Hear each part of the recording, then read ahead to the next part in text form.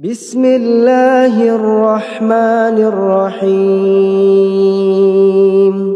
ایک شخص حارث بن ہشام نامی نے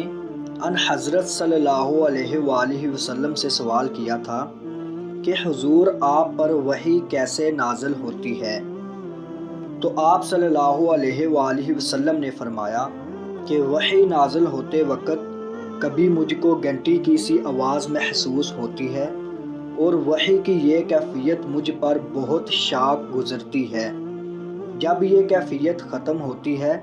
تو میرے دل و دماغ پر اس کے ذریعے سے نازل شدہ وحی محفوظ ہو جاتی ہے، اور کسی وقت ایسا ہوتا ہے کہ فرشتہ بشکل انسان میرے پاس آتا ہے اور مجھ سے کلام کرتا ہے، بس میں اس کا کہا ہوا یاد رکھ لیتا ہوں۔ حضرت عائشہ رضی اللہ تعالی عنہا بیان کرتی ہیں کہ میں نے سخت کڑاکے کی سردی میں ان حضرت صلی اللہ علیہ وآلہ وسلم کو دیکھا ہے کہ آپ صلی اللہ علیہ وآلہ وسلم پر وحی نازل ہوئی،